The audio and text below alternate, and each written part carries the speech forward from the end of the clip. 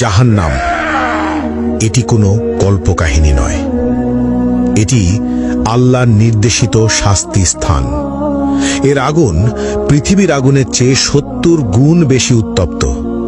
এখানে কোনো শান্তি নেই, কোনো মুক্তি নেই, শুধু চিরস্থায়ী যন্ত্রণা।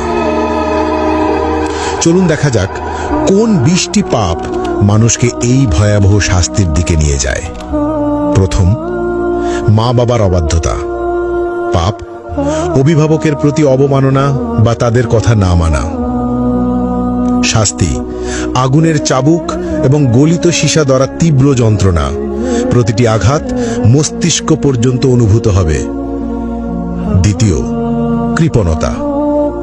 পাপ আল্লাহর পথে খরচ না করা, দান সদকায় এড়ানো।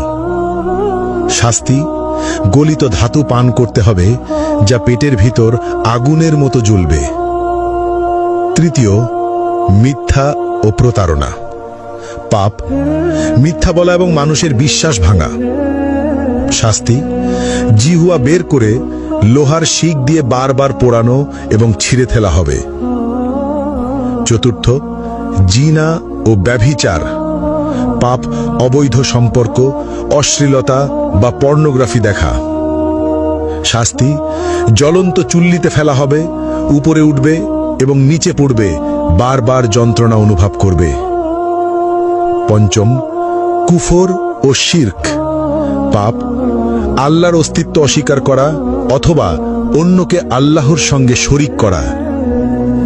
শাস্তি চামড়া বারবার আগুনে পোড়ানো হবে, নতুন চামড়া তৈরি করে আবার পোড়ানো হবে, ফুটন্ত পানি মুখে ঢালা হবে। ষষ্ঠত, গীবত ও পরনিন্দা।